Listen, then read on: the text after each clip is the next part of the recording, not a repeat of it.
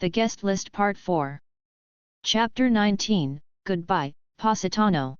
They didn't talk about forever. Not that night. Not the next morning. After Adrian's declaration, after the kiss that said everything without asking for anything, things shifted into a quiet, fleeting rhythm.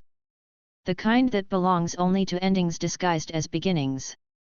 Camilla woke up with sunlight filtering through her curtains and the salt-sweet scent of lemons drifting in from the garden. For the first time in days, she didn't reach for her phone or open her planner. There were no to-do lists left. No weddings to save. No flowers to recut. Just a goodbye to plan. Her own. She found Adrian by the reflecting pool just before breakfast, sleeves rolled, barefoot, tracing his fingers across the surface of the water. He looked up before she spoke. "You're leaving," he said, not as a question, but as something he already knew. She nodded. "Tomorrow." A pause. Then she added, softly, "I need to go back to my life." Adrian's gaze didn't falter. "Is that still London?" Camilla managed a half smile. "Technically." Another pause. Then she said, "This week, it was never supposed to be mine. I came to keep someone else's fantasy from falling apart. And instead, I stepped into something I couldn't control." Adrian came to her, slowly. "I never wanted you to control it. I just wanted you in it." They stood close enough to feel what hadn't been said. The affection. The temptation. The fear of how fragile everything still felt. Camilla looked up at him. "I don't want to be the girl who stayed behind when the fantasy faded. You're not. And you can't be the man who waits for someone else to hand him permission. I'm not." The air between them was warm and full of truth. "But we need time," she said. He nodded. "And space." She exhaled. "And distance." He took her hand. "But not goodbye," he said. Camilla's throat tightened. "No. Not goodbye." That day, she packed slowly. One linen dress at a time. One notebook, one pen, one pair of heels she never wore. Her things looked smaller now. As if they had come with one version of her and were returning with another. She was not the same woman who had arrived focused, guarded, hidden beneath a sheath of professionalism. That woman would never have kissed the groom. Would never have held his hand under candlelight. Would never have wanted him to ask her to stay. But she had changed. And the change was real. Not fantasy. Not fleeting. The staff said their goodbyes like they knew more than they let on. The housekeeper hugged her too tightly. The driver offered to take her bags with more care than necessary. Francesca avoided her entirely, though Camilla caught her watching from a balcony as the car was prepared. And Adrian? He waited by the gate. No dramatics. No fanfare. Just the man she had gotten to know, day by day, moment by moment, stripped of titles, expectations, and legacy. He opened the car door for her. But before she stepped in, he pulled something from his pocket. A small, folded slip of paper. "What is this?" she asked. "An address." She opened it. It was handwritten, slanted, ink slightly smudged. "A villa in Tuscany." He smiled, boyish and hopeful. "I booked it. For next summer." "Same week." Camilla blinked. "You're revoking the wedding." "No," he said. "Something better." She stared at the address, heart racing. "Will I be invited?" "You'll be the bride." She stepped into the car, the door clicking shut behind her, her hand pressed to the window as the villa slipped from view. The cliffs of Positano stood still, golden and unwavering, as if they knew they had been witness to something impossible. Not a disaster. Not a wedding. But a beginning, hiding inside what everyone else had called an ending. Camilla didn't cry. She didn't regret. She just whispered into the quiet, "Not goodbye." And the wind carried it out to sea. Chapter 20, A year passes. Time passed like honey, slow, sticky, and impossibly sweet, and yet, it passed. A full year had slipped through Camilla's fingers since she'd left the cliffs of Positano, since the villa gates closed behind her and the sea became a memory instead of a view. 12 months. 52 weeks. A heartbeat and a lifetime. She'd gone back to London. Back to her life. Back to the world she had so carefully constructed: spreadsheets, client consultations, color swatches, timelines, and vendor calls. And yet, something had shifted. She had shifted. Because now, in the quiet hours between meetings or when walking home through the fog-soft streets of Notting Hill, she found herself pausing not out of fatigue, but from longing. For warm stone beneath her feet. For sunsets that didn't apologize. For a man who once stood beside her and said, "I'm not for sale." She didn't tell anyone about Adrian. Not in detail. Not in the way people told stories that mattered. It wasn't that she was hiding him. It was that she couldn't reduce what happened in Positano to a punchline or a memory. It wasn't over. Not in her mind. Not in her bones. They'd kept in touch, at first. Text messages. Long calls, sometimes, with hours melting into laughter, silence, and everything in between. A rhythm formed, something private, protected, all their own. But they didn't see each other. Not once. By unspoken agreement. Camilla wasn't sure if it was caution or reverence, maybe both. They each had healing to do, lives to untangle. Adrian had stepped away from his father's shadow, from the Moretti name in all its shimmering weight. He wasn't just Adrian the billionaire heir anymore. He was Adrian, rediscovering who that was. And she, in her own way, was doing the same. She took fewer clients. Walked slower. Slept more. And, most significantly, she allowed herself to imagine things she'd once considered impossible, like love that didn't require compromise. Or weddings without contracts. Or a future not built on pretending. Spring arrived before she noticed it.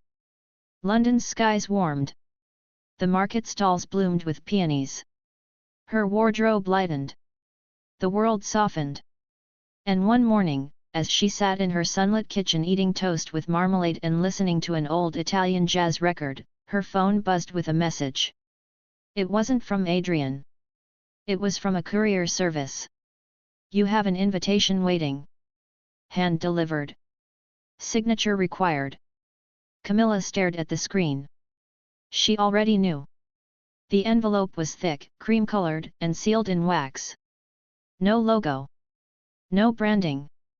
Just her name in black ink, written with deliberate strokes. Inside, a single card. No flourish.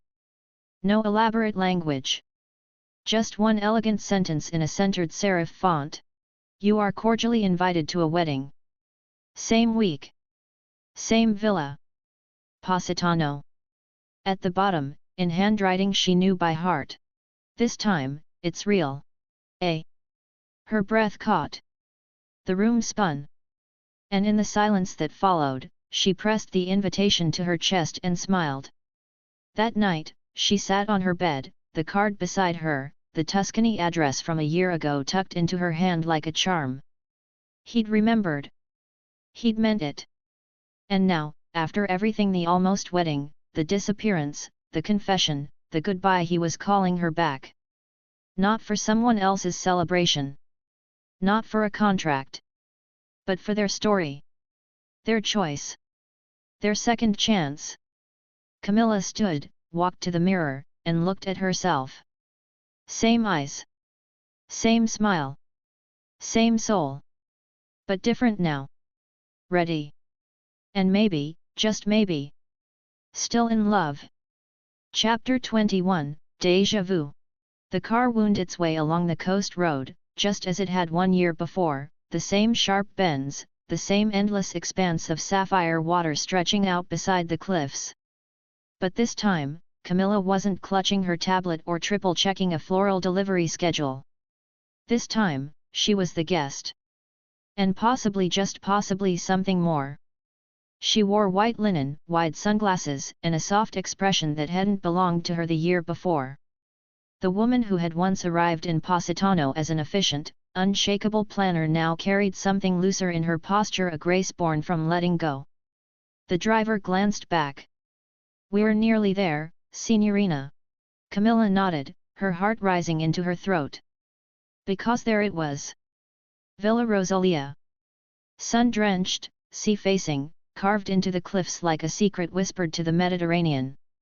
It looked the same, golden walls drenched in bougainvillea, terracotta tiles gleaming in the late afternoon sun, olive trees swaying lazily in the breeze, and yet everything about it felt different. Not because the villa had changed. Because she had. The car slowed through the gates. She saw the courtyard first. The same one where guests had laughed, dined, danced.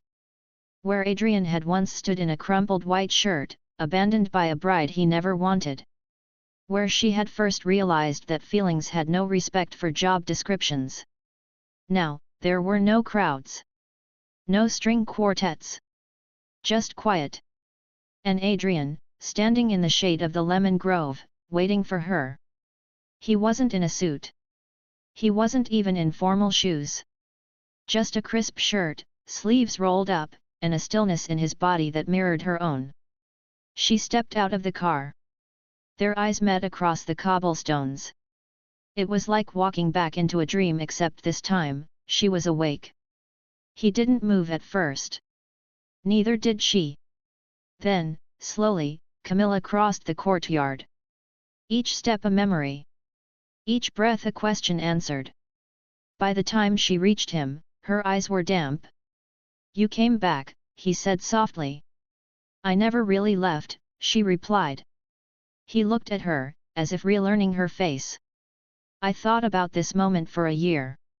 And now I don't know what to say." Camilla smiled gently. "Then don't say anything." And for a beat, neither of them did. She looked around, heart thudding. "Everything looks exactly the same." "It should," he said. "I left it untouched." "Why?" "Because I wanted you to walk into a moment that still remembered you." That was when her breath caught. Not from the view. Not from the sea. But from the way he saw her still. Always. He offered her his arm, and they walked together slowly past the marble fountain, the arched hallways, the same stone path that led to the bridal suite. Except this time, the room didn't belong to someone else. It was hers. He opened the door, revealing fresh white roses, a table set for two, and an envelope resting on the bed. Camilla picked it up with trembling fingers. Inside, a note. "Welcome back. No timelines. No pressure. No plans. Just us. Take your time. I'll wait outside." She sat on the bed, letter in hand, and let herself feel it. All of it. The beauty of a second chance. The ache of what they'd almost lost. The quiet, steady truth, she was exactly where she was supposed to be. Outside, the light turned amber. Camilla stepped out onto the balcony. Adrian stood below, leaning against the railing, looking out at the sea. She called to him, voice soft but sure. "Adrian." He turned. She smiled. "Let's begin." And for the first time in a year, the moment didn't feel like déjà vu. It felt like destiny. Chapter 22, The Proposal. There were hundreds of ways he could have done it. He could have hired a private orchestra. Lit the cliffs with fireworks. Flown in a Michelin-starred chef to prepare a 10-course meal by candlelight. But Adrian Moretti didn't want spectacle this time. He wanted sincerity. So instead, he asked the staff to disappear early. No paparazzi. No guests. No pretense. Just the villa, the stars, and the woman who had walked back into his life like she'd never left his heart. Camilla had spent the day exploring the villa in quiet nostalgia. Every hallway was a ghost, but a kind one. The place didn't haunt her anymore. It embraced her. She walked barefoot through the lemon grove. Dipped her fingers into the pool. Stared at the balcony where she and Adrian had once nearly kissed and nearly ruined everything. But this time, she wasn't falling. She was choosing. And as dusk fell, she felt something shift in the air. The message came at sunset. A handwritten note slid beneath her door in familiar ink. Meet me where the lights used to be. Bring no phone. Just you. Camilla didn't ask questions. She changed into something simple, a pale dress, soft and sleeveless, and slipped her feet into sandals. She left her hair down, windswept, the way Adrian once told her he liked it best. She followed the stone path as the sky turned lavender. And as she reached the west terrace, she gasped. Because it had transformed. The entire terrace was lit with candles, hundreds of them floating in shallow glass bowls across the fountain, lining the steps, flickering atop wine barrels and around marble pillars. Their glow was soft, golden, warm, like the very first sunset they'd watched together. The air smelled like roses and sea salt. And at the center of it all, beneath a canopy of string lights and jasmine vines, stood Adrian. Holding a bottle of champagne. And smiling like a man who had waited a lifetime to exhale. He didn't speak immediately. Just looked at her. His eyes weren't playful tonight. They were steady. Tender. Certain. Camilla stepped forward, breath shallow. You did all this. I tried to remember what the villa looked like, the night I started falling for you. She blinked, startled. You knew then? I think I knew the moment you yelled at the sommelier for misplacing the Prosecco menu. A laugh bubbled out of her, sharp, nervous, real. Adrian walked to her, taking her hand. Camilla de Santis, he said, voice low and impossibly warm. You've planned other people's perfect days for years. You've rearranged florals, coordinated last-minute seating changes, smoothed chaos into elegance. You've saved every wedding but your own. She swallowed hard, the air thick with emotion. So tonight, he said, reaching into his jacket pocket, I thought I'd ask you to stop planning. He dropped to one knee. And opened a velvet box. Inside, not a diamond. But a ring with a moonstone, set in a delicate gold band, soft, glowing, unexpected. Just like them. Adrian looked up at her, his voice breaking slightly, but his heart clear. Will you stay this time? Not as a planner. As the bride. Camilla froze. The world slowed. The candles flickered. And something inside her, something that had waited and doubted and longed, finally let go. Tears blurred her vision as she whispered, yes. She dropped to her knees with him, laughing through the tears, kissing his cheeks, his jaw, his lips, all while the candles shimmered around them like stars fallen to earth. He slid the ring on her finger. She held his face in both hands. And in that perfect moment, surrounded by light, by memory, by everything they had become, Camilla realized. She wasn't just saying yes to him. She was saying yes to herself. Chapter 23, The Wedding Planner Bride. The moment she said yes, everything changed, not with fanfare or explosions, but with a quiet click of something locking into place. Camilla de Santis, who had spent her life planning other people's love stories, had just agreed to live out her own.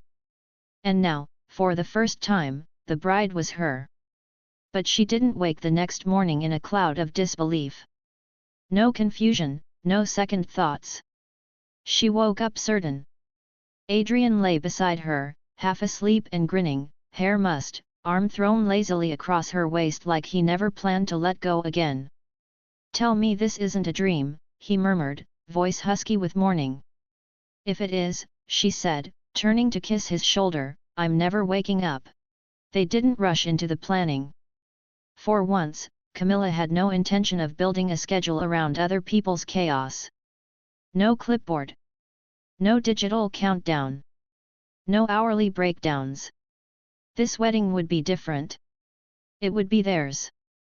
And it would be the most luxurious, unapologetically romantic, and impossibly over-the-top celebration Positano had ever seen. Because why not? They had the villa. They had the story. They had each other. And now they had something neither had ever truly experienced before. Freedom. They started with the vision. Not a theme, not a Pinterest board. A feeling. Adrian had asked her one night, their feet in the pool, glasses of chilled limoncello in hand, "What do you want it to feel like?" Camilla thought for a long moment. "Like a dream you remember years later. Faint, but intoxicating." He smiled.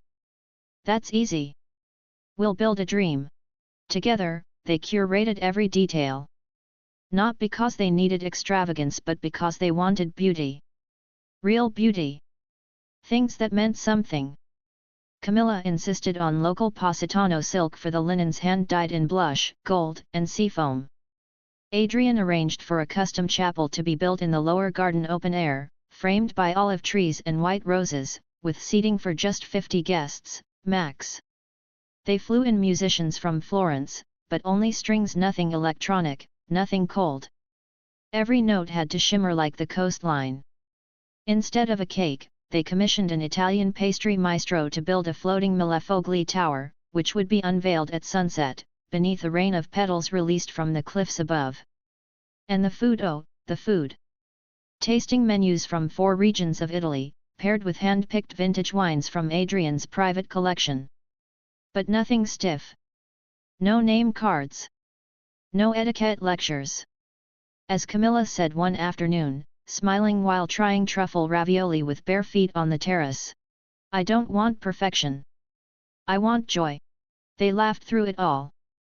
They argued, too passionately, like only two people who cared deeply could.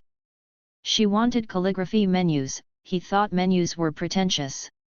He wanted fireworks, she said fireworks were tacky, and had terrified her as a child. So they compromised. Handwritten menus on vintage postcards.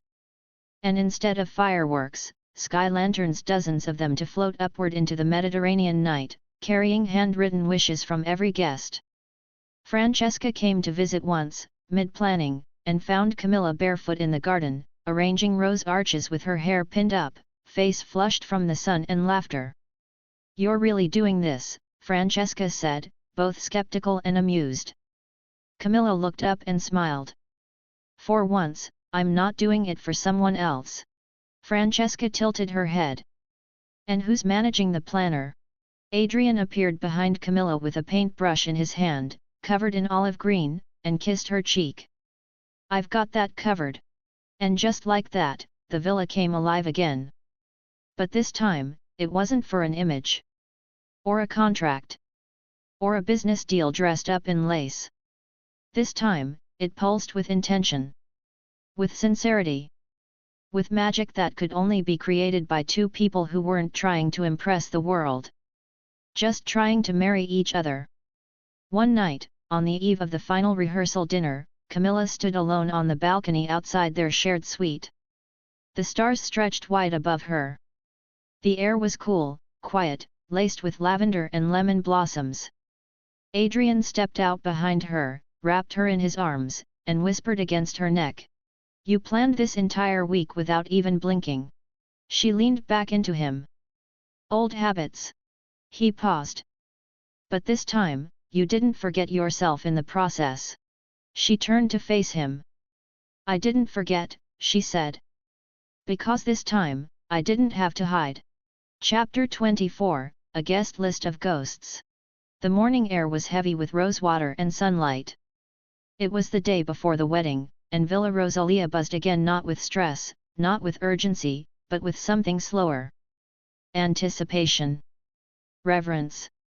A hush, like the villa itself was holding its breath. Camilla stood in the center of the grand reception courtyard, clipboard in hand, out of old habit, watching the final tables being dressed with silk and marble. She should have felt calm. She should have felt joy. Instead, she felt the ghosts arriving. Not the haunting kind but the living ones. The ones dressed in designer suits and expensive perfume. The ones who had once questioned her place in this story. The ones who had never believed Adrian Moretti would choose anyone without a price tag or pedigree. The ones she'd invited anyway. Because this time, no one was running. It began with the exes. Adrian had warned her. 2 of them, to be precise. Both striking, both European, both tall and glassy-eyed and already holding Prosecco flutes when Camilla entered the lounge. One waved delicately. The other just nodded. They RSVP'd early, Adrian had said sheepishly. I didn't have the nerve to uninvite them. Camilla had just smiled. Let them come. They'll need a good view.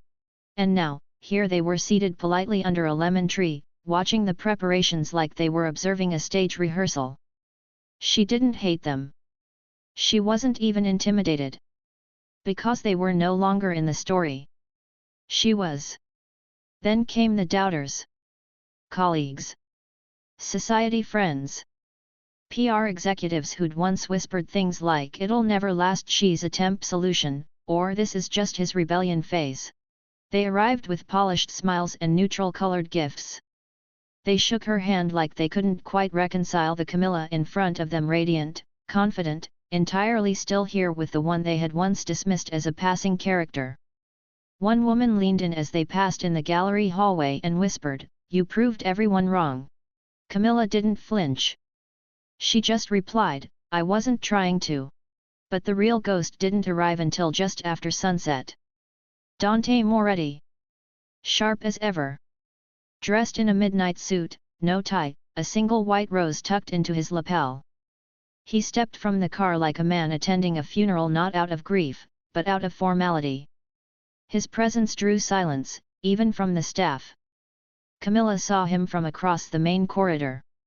Adrian had told her, "I invited him. I don't know if he'll come." But he had. And now, here he was, not storming in with ultimatums, not wielding influence or veiled threats, but standing quietly in the middle of the villa he once tried to use as a weapon. Camilla approached him slowly. He didn't look surprised. "You look well," he said. "You look punctual," she replied. He offered a small, almost imperceptible smirk. "I didn't come to protest." She raised an eyebrow. "I came," he continued, "because I thought if my son was foolish enough to walk away from everything I built, the least I could do is see what he walked toward." Camilla didn't flinch. "He didn't walk away from you," she said. "He walked toward himself." Dante looked at her, then, really looked. And for the first time, something behind his eyes softened, not approval, but something closer to reluctant respect. "I still don't believe in fairy tales," he said. "Then you're lucky this one's real." He gave her a slow nod. And without another word, he turned and walked toward the chapel garden. Not as a tyrant. Not as a father giving a blessing. But simply as a man watching his empire grow without him. That evening, the rehearsal unfolded like poetry. Guests took their seats. The musicians played their scales. The sunset burned coral above the sea. Camilla moved among the candlelit tables in a silver dress that shimmered like moonlight, her hand brushing Adrian's as they passed each other again and again, never losing contact for more than a moment. They were surrounded by doubters, skeptics, witnesses of the past. But no one, not even Dante, dared call it a mistake now. Because this time, no one was disappearing. No one was running. The ghosts had all arrived. Just in time to see what love looks like when it doesn't back down.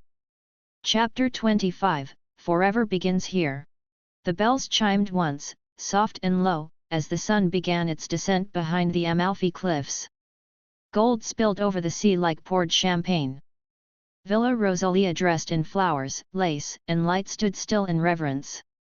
The air was thick with orange blossoms, rose petals, and the impossible silence of anticipation.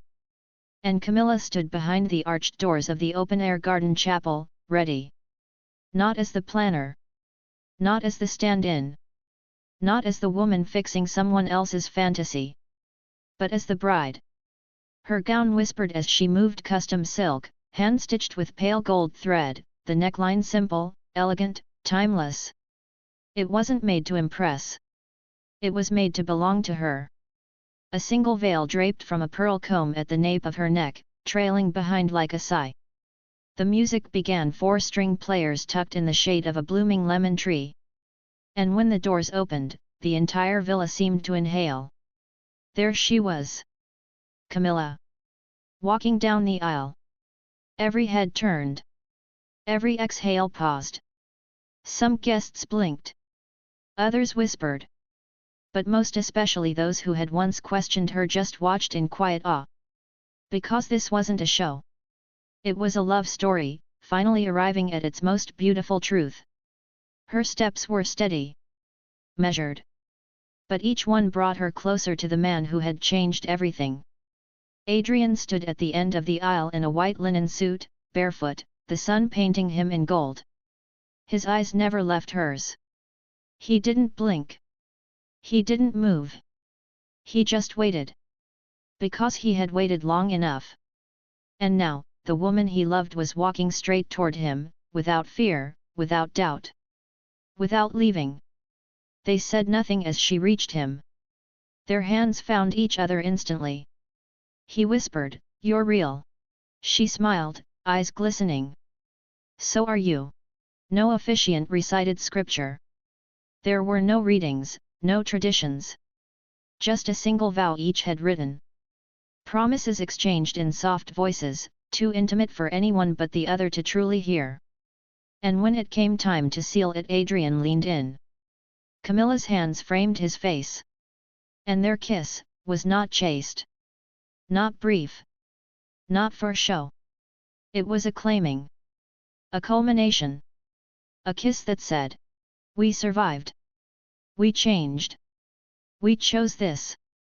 And as the guests rose to their feet, applauding, laughing, dabbing tears, the sky behind them blazed in tangerine and gold. The party didn't start. It erupted. As the sun slipped beneath the edge of the sea, the garden transformed. Tables lit with flickering lanterns. Dozens of floating candles drifted across the pool. Platters of truffle risotto and sea bass and lemon tarts arrived in waves, as laughter rippled through the air. Waiters poured prosecco like it was water. Musicians played faster. Guests kicked off shoes. Chiara toasted with tequila. Francesca cried silently at the edge of the dance floor. Even Dante Moretti, rigid, formal, proud, smiled once, before disappearing quietly into the night. Camilla and Adrian danced barefoot, surrounded by people but wrapped only in each other. When the music slowed, he leaned in and whispered into her hair, "Thank you for not leaving." She pulled back just enough to look up at him, her voice quiet but full. "I didn't stay for the villa, or the dress, or the story. Why did you stay?" She kissed him again. "Because this time, I was finally invited into my own life." Just after midnight, the sky filled with soft paper lanterns, rising one by one, each carrying the handwritten wishes of their guests. They floated upward, glowing like tiny stars. And beneath them, Camilla and Adrian stood in the garden where everything began. Not broken. Not borrowed. Not hidden. Home. Together. Epilogue. 1 year later. The villa looked different now. Not drastically. The cliffs still stood watch over the sea, the olive trees still whispered in the wind, and the sea still rolled in and out like breath, but there were signs of change if you looked closely. A swing had been added beneath the lemon grove. The kitchen garden had doubled in size. And at the far end of the property, behind a newly built stone gate, a brass plaque had been installed on the arch. Villa de Santos Moretti. Camilla had insisted on the hyphen. Not for formality. For balance. They didn't throw another wedding. There were no announcements, no headlines, no follow-up articles in luxury bridal magazines. Just a quiet note to close friends. "We're not going anywhere. But you're always welcome." And they meant it. Every few months, someone came to visit Francesca with her crisp blazers and soft eyes, Chiara with someone new on her arm every time, even Allegra once, brief but warm, waving from the garden gate before disappearing back into her old world. No drama. No ghosts. Just memories that stayed where they belonged, in the past. Camilla kept planning weddings. But fewer now. The kind she wanted. The kind with meaning. The kind where she could say no without apology. And Adrian? He never returned to the boardroom. Not really. He launched a foundation instead, one that funded local artists and restored endangered villas. Something his father never quite understood, and no longer tried to control. He was still Adrian Moretti. But now he was also hers. And finally, fully, his own.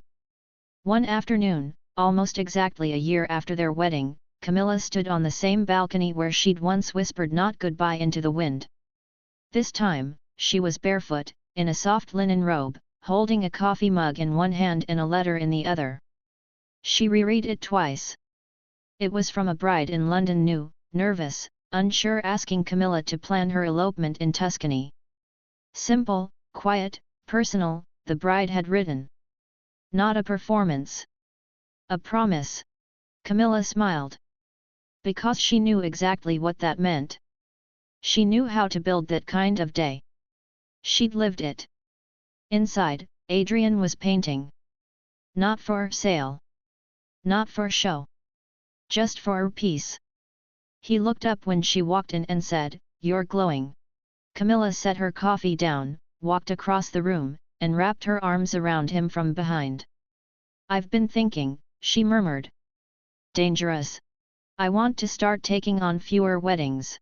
He turned, curious. "Fewer?" She smiled up at him. "I think. I want to make room for something else." Adrian cocked his head. "Like what?" Camilla placed his hand on her stomach. "Soft. Subtle. A beginning inside another." Adrian blinked. Then smiled, not wide, not loud, but slow. "Honest." He didn't speak for a moment. Then finally, he said, "I guess we'll need another guest list." "That's the end of this story, but trust me, the next one is even more thrilling. We drop fresh episodes every day, so don't miss out. Like, subscribe, and stay tuned, you won't want to miss what's coming next." Thanks for listening to Billionaire Romance Stories, where love meets luxury in the most unexpected places. If you enjoyed this story, make sure to like, subscribe, and drop a comment. We love hearing your favorite twists and favorite theories.